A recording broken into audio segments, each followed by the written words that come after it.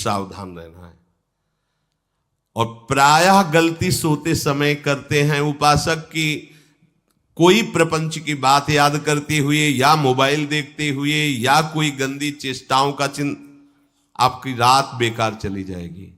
अगर गंदी चेष्टा हो गई तो सुबह भी बेकार हो जाएगी, दिन भी बेकार हो जाएगा, निरुत्साहित हो जाओगे।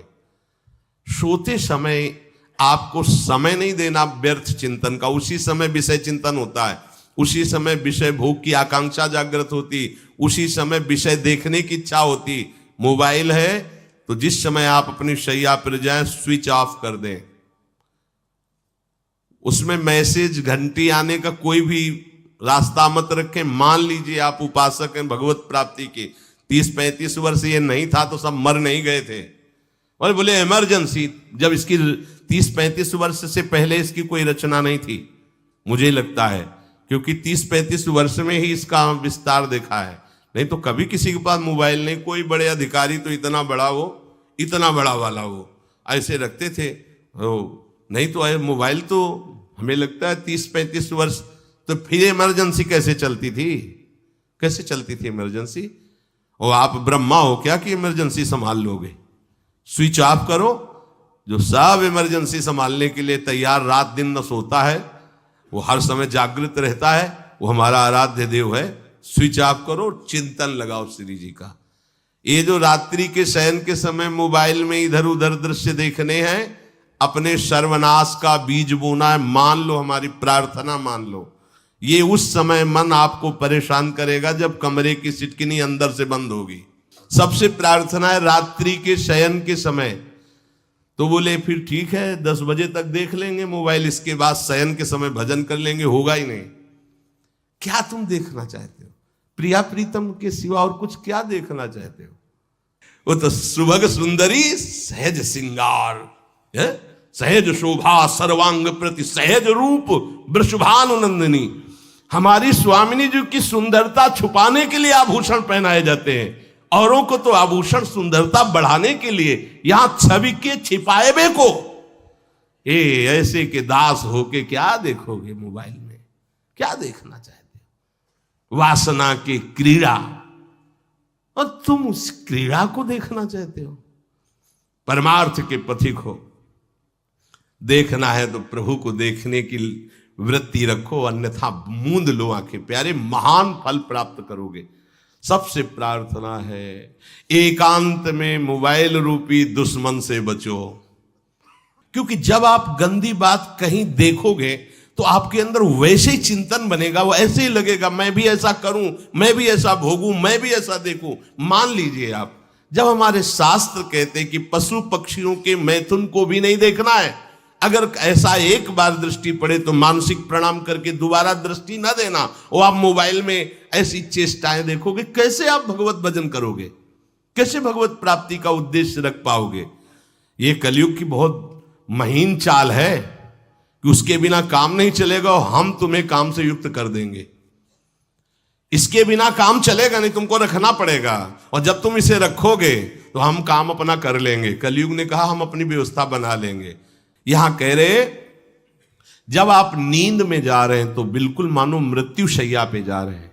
आपको उस समय नाम जप में बहुत ध्यान देना है, कहीं मन बहक ना जाए। तो क्या होगा, 5-6 घंटे जो आप लेटोगे ना, वो भी भजन हो जाएगा। हमारा जो सततम योमाम स्मरति नित्यशा है ना, ये पूरा हो जाएगा। नहीं उस समय हम सो जाएंगे तो हमारा 6 घंटे का वियोग हो गया, 6 घंटे भजन रुक जाएगा। और ये 100% पक्की बात अनुभव की कहते हैं। यदि सोते हुए भजन करोगे तो जगते, कई बार तो पकड़ा है कि अगर आधे पद में बेशुद्ध हो गए तो वो पद पूरा जगते ही शुरू हो गया है। मतलब बीच में स्थिति भागवती की रही। जैसे बेहोश करते समय हमने कहा था जब ऑपरेशन के हमें बता देना, तो उनका बाबा अब इंजेक्शन लगाने वाले हैं तो वो 1 मिनट हमें केवल दीजिए, अपनी चित्तवृत्ति। तो जब होश आया तो वही पहले चिंतन चल रहा था, वही चिंतन। जैसे सोने के समय हम बेहोश हुए तो जगने के समय वही चिंतन, ऐसे ही इंजेक्शन से जब बेहोश हुए और जब होश आया तो वही चिंतन चल। बहुत बड़ा चमत्कार अभ्यास का है। नींद खुले तब से लेकर गाढ़ नींद आने तक स्मरण में कभी रुकना नहीं। और आपको एक छूट दे रहे हैं, कभी कभी क्या होता है कि एक मंत्र में, एक नाम में जैसे बहुत देर अभ्यास करते तो मन उबने लगता है। इसका स्वभाव है, ये अनुभव की बातें कहते हैं। इसका स्वभाव है नवम नवम, नहीं तो ये मतलब, तो इसको हम लोगों ने कैसे फंसाया है। जैसे गुरु मंत्र जप रहे, अब 2-3 घंटे लगातार गुरु मंत्र जप, अब इसको उबन बढ़ी, अब ये छोड़ रहा है बीच बीच में, पता चलता है छोड़ना चाहता है, छोड़ रहा है, तुरंत इसको नाम में फंसाया। अब थोड़ी देर नाम में चला, फिर उभरा, बहुत विचित्र है ये, अब उसको फंसा दिया। उस पीछे की बात अभ्यास के समय, नमामि शमीशान निर्वाण रूपम विभुम व्यापकम ब्रह्मवेद स्वरूपम। चिंतन, पदगान कर रहे, ये भगवान शिव पदगान कर रहे हैं और उसका चिंतन, निर्वाण रूपम विभुम व्यापकम ब्रह्मवेद स्वरूपम। अब अपने यहां अवसर है, सुंदर सुंदर कोई पद, गुरु मंत्र जप करते हुए मन जब उबने लगे, राधा वल्लभ श्री हरिवंश, राधा वल्लभ श्री हरिवंश, राधा वल्लभ श्री हरिवंश, इसमें भी उबने लगे, शुरू कर, जोई जोई प्यारो करे सोई मोही भावे, भावे मोही जोई, इसमें भी उबले लगे। सुधा निधि का कोई एक लाइन ले लो, ब्रह्मेश्वरादि सुदुरूह पदारविंद श्रीमत् पराग परमाद्भुत वैभव, ब्रह्मेश्वरादि सुदुरूह छोड़ना नहीं है, तू भाग में नवम नवम दे रहा हूं, नवम नवम। इसको फंसाने के लिए आपके पास अस्त्र हो, जैसे यहां चाकू, यहां पिस्तौल, तलवार, ये वो सब बिल्कुल वीर सजा रहता है, ऐसे ही अपने लोग सजे रहते। छोटा राधा, अब एकदम चिपक गया है आके, तो कैसे मारे, तो छोटी चाकू है ना वैसे, राधा राधा राधा, थोड़ा दूरी राधा वल्लभ श्री हरिवंश, थोड़ा और दूरी गुरु मंत्र, बड़े बड़े अस्त्र अपने पास रख ले, बहुत भाग रहा है तो फंसा दिया। प्रथम यथावति प्रणव श्री, अब लग पूरा पदगा, पूरा पदगा उसमें लग, प्रथम यथामति प्रणव। भोजन पाते समय ऐसा अभ्यास किया है, 1 घंटा के पहले भोजन नहीं होता, चाहे 2 रोटी पाना हो, समय लगता है भोजन, आराम, एक एक नाम, एक एक, कुछ भी हल्ला मचाओ, कोई फर्क नहीं पड़ेगा, अपना चलेगा। अभ्यास स्नान के समय, भोजन के समय, किसी क्रिया के करते समय, किसी से बात करते समय, सोते समय, ये विशेष स्थान जहां में सावधान रहना है, यहां भजन छूटता है, ध्यान देना, यही भजन छूटता है। चलते समय, क्रियावान होते समय, प्रसाद पाते समय या किसी से बतराते समय, ये सब भजन के छूटने के स्थान है, और यही पकड़ना है भजन को।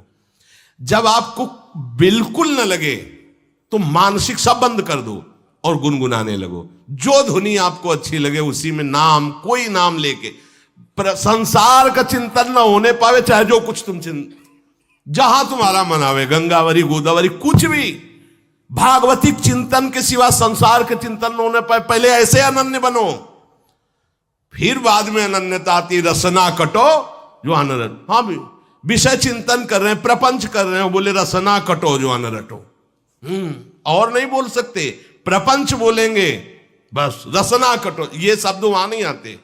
पहले हम आपको छूट देते, भक्त चरित्र, भगवान के चरित्र, नाम, कीर्तन, मंत्र, जो भी चाहो, संसार का चिंतन मत होने देना, पहले ये पकड़ो, फिर आगे चल करके जब पवित्र हृदय होगा तब ये निष्ठा आती, रसना कटो जो अन रटो, निरखियन फुटो नयन। मान लो संसार का चिंतन नहीं करने देना है इसको, आप जैसे बने वैसे करो भागवतिक चिंतन, कोई नाम ले लो, कोई मंत्र ले लो, तुम्हें जो प्रिय लगे, हम छूट देते हैं। ये हम नहीं करें कि रसना कटो जो अन रटो, ये बाद की बात है, हमें पहले इसका संसार चिंतन रोकना है।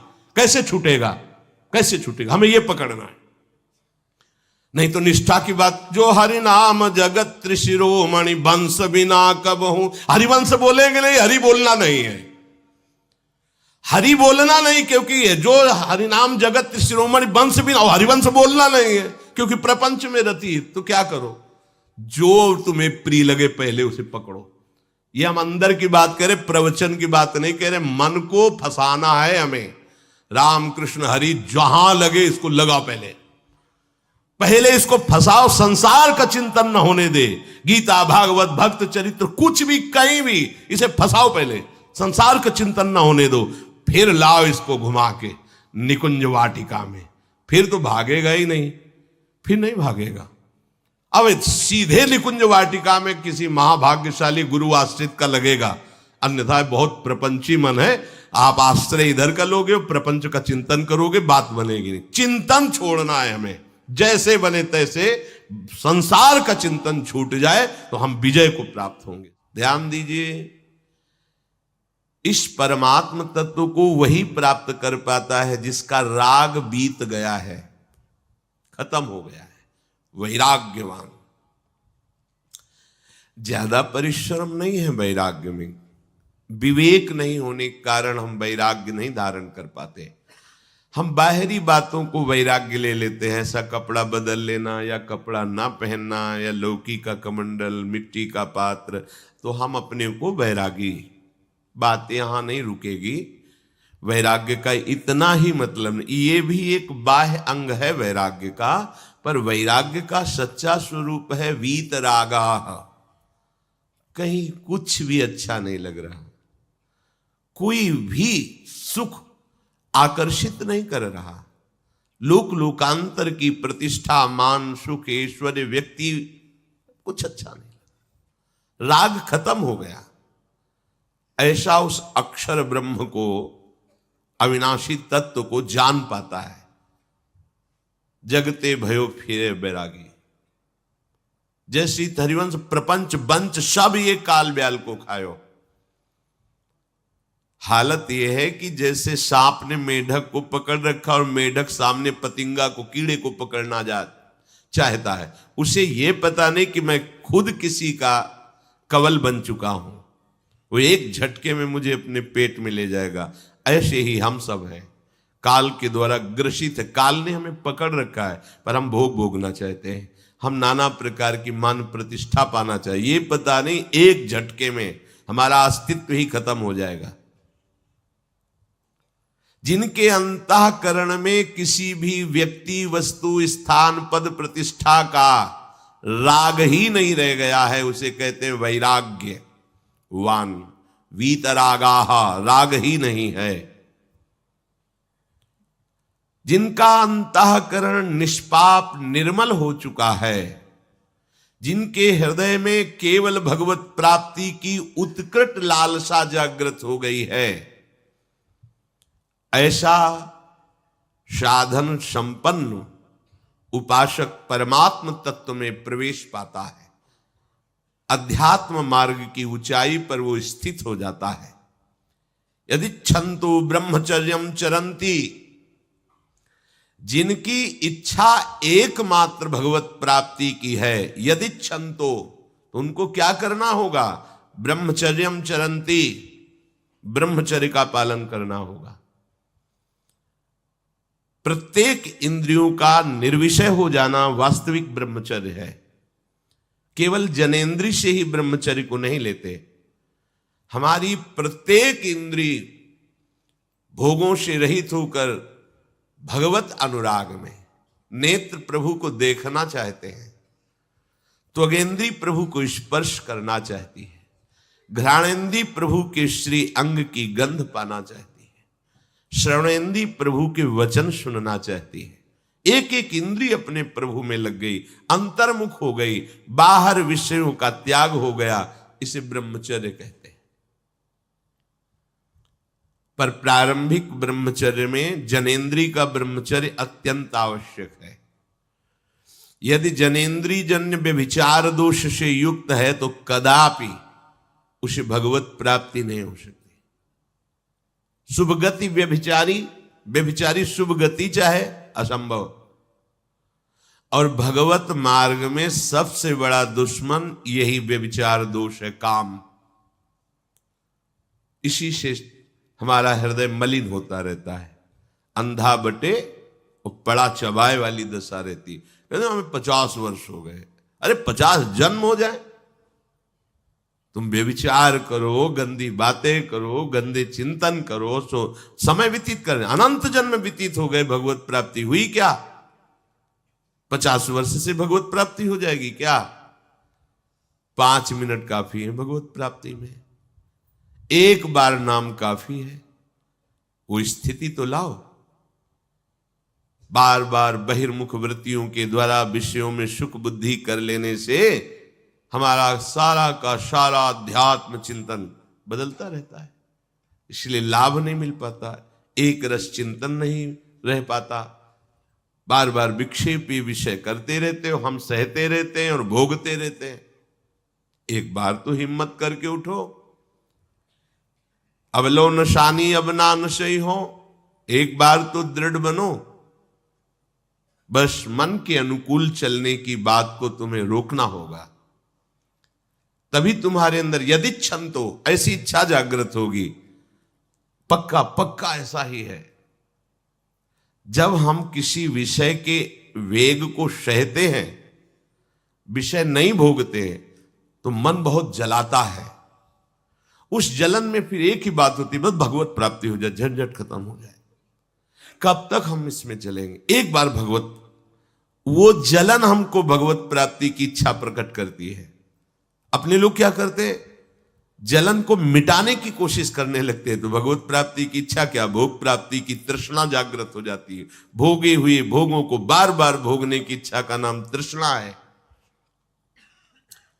बाहर और भीतर से कोई सहयोगी नहीं, जल रहा है उपासक, तब रास्ता निकलता है भगवत प्राप्ति का, तब इच्छा प्रकट होती। अब नहीं, बहुत जल लिया, अब तो केवल प्रियाजू के समीप जाना है, अब तो प्रभु के सानिध्य में रहना है, नहीं इन भोगों की जलन में जलना है। पर यहां तक पहुंचने के लिए जलना होगा, तभी लिखा सहित सहित बाढ़ है भगति तास्तिति क्षस्व भारत, क्योंकि आगमा पाइनो अनित्यास, ये नाशवान काम क्रोध आदि तुम्हें प्रेरित करेंगे, तुम इनके वेगों को सह जाओ। ये स्थायी नहीं है, आगमा पाइनो है, आने जाने वाले हैं, और ये सहन करने से नष्ट होते हैं, भोगने से बढ़ते हैं।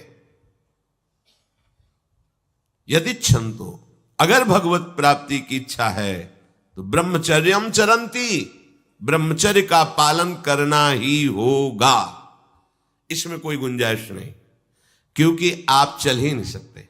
ध्यान से सुन लो, ये मनोरंजन का मार्ग नहीं है, इसमें मन ही मार तनहारिक वृंदावन में गाज, इसमें मन मारना होगा। प्रायः ये मन को दुलार करने वाले लोग कभी भाग्य से सत्संग में भी आ जाते हैं, कभी श्री विग्रह के दर्शन करने भी मंदिर पहुंच जाते हैं, कभी तीर्थ याटन भी करते हैं, पर इनका कोई लक्ष्य नहीं होता। आज सुन लिया सत्संग, बढ़िया है, लक्ष्य नहीं होता। यहां लक्ष्य वालों की बात हो रही। यदि क्षंतो, यदि तुम्हारी ऐसी इच्छा जागृत हो रही किसी जन्म में भगवत प्राप्ति करनी, तो ब्रह्मचर्यम चरंती, आप सच्ची मानिए, जिसके निकालने में तुमको सुख की अनुभूति हो रही, उसको रोकने में कितनी सुख की अनुभूति होगी। उन्मत्त हो जाओगे, बहुत जल्दी आपके सारे के सारे करण भगवदाकार होने लगेंगे यदि आप ब्रह्मचर्य का पालन करेंगे। शरीर स्वस्थ, हल्का, मन प्रसन्न, नींद आदि पर विजय, कितने गुण ही गुण। और ब्रह्मचर्यहीन आलस्य, प्रमाद, भोगों का चिंतन, मन का डिप्रेशन में पहुंचना, कमर में दर्द, टांगों में दर्द, सर में दर्द, घबराहट होना, बिना किसी कारण के मन भयभीत हो रहा है, भोजन अपच हो रहा है, बिना किसी प्रक्रिया के वीर नाश हो रहा है, बिना किसी प्रक्रिया के। काहे को मृत्यु स्वयं स्वीकार कर रहे हो, ये मृत्यु है। चाहे भगवान दत्तात्रेय जी बोल रहे हैं या भगवान कपिल देव जी बोल रहे हो, जब उपासक को संबोधन करते हैं भगवत प्राप्ति के लिए, तो कहते हैं कि इस भोग वृत्ति को साक्षात मृत्यु रूप देखो, ये मृत्यु है तुम्हारी। जब शरीर राग त्यागना है तो तुम शरीर से भोग भोगोगे तो आसक्ति शरीर की पुष्ट होगी। आसक्ति भोग सुख की पुष्ट होगी, है नहीं। कितने दिन शरीर रहेगा, कितने दिन भोग रहेंगे। विचारवान बनो, ब्रह्मचर्यम चरंती, ब्रह्मचर्य का पालन करो। उपासक जो ब्रह्मचारी होता है उसका खिला हुआ चेहरा रहता है, जैसे कमल खिला हुआ, बिना किसी कारण के उसकी मुख मुद्रा में प्रसन्नता होती है। जो ब्रह्मचर्यहीन होता है बुझा हुआ चेहरा होता है, तेजहीन, बिना किसी कारण के वो शोकग्रस्त लगता है। बैठा है, आपको लग रहा है शांत है, लेकिन आप चेहरे को देखो, वो एक शोकग्रस्त है, कुम्हलाया हुआ चेहरा, अशांत चेहरा। मुख प्रसन्न, तन तेज विराजा, यह है ब्रह्मचर्यम चरंती, भगवत आराधन संपन्न उपासक का। जैसे आग में पैर रखते हुए कोई चले तो कैसे चलेगा, ऐसे ही ब्रह्मचारी की पहचान है। इतनी स्फूर्ति उसके अंदर होती, जैसे आग में चलने वाला पूरा पैर नहीं रख पाएगा, अगला कदम रख देगा क्योंकि ताप लग रहा है, ऐसे उसकी स्फूर्ति होती पैरों में। उसकी आंखें एकाग्र रहती है, चंचलता इधर उधर या बार बार झपकना यह विषयी पुरुष का लक्षण है। बार बार पलक झपकना यह विषयी पुरुष का लक्षण है। इधर उधर ताक झांक, चंचलता, ऐसा बैठे तिनका तोड़ रहा है, पैर हिला, ये सब विषयी पुरुष के लक्षण है। ये तो बिल्कुल साधारण स्पष्ट दिखाई देता है आदमी विषयी है या ब्रह्मचारी, एक सेकंड में लक्षण होते हैं। आपको जब भगवत मार्ग का अवसर मिला है तो गृहस्थ हो, संतान हो गई, ब्रह्मचर्य से रहो। नहीं चाहिए संतान तो भ्रूण हत्या, गर्भ हत्या जैसे महापाप करने की क्या जरूरत है। उसी वीर से संतान उत्पन्न होती है जिसको आप नष्ट कर रहे हो, जिसको आप ऐसे पानी में बहा रहे हो, व्यर्थ फेंक रहे हो, तो उसको भ्रूण हत्या का पाप लग रहा है, तो तुमको पुण्य लग रहा है, वीरपात कर रहे हो तुम्हें भी वही हत्या लग रही है, क्योंकि उसमें वही जीवात्मा है जो मां के गर्भ में जाके बालक रूप धारण कर लेती है, उसको तुम नष्ट कर रहे हो। पर बुद्धि भ्रष्ट हो गई है, समझ में नहीं आता, व्यर्थ में वीरपात करते हो, व्यर्थ में। तुम्हारा भजन बनेगा, तुम अध्यात्म के योगी बनोगे, मजाक है अध्यात्म का मार्ग। होश में हो जाओ, ये मन के दुलार को बंद करो। जब तक इच्छा ही नहीं भगवत प्राप्ति की, तो फिर तुम कैसे भगवत प्राप्ति कर पाओगे।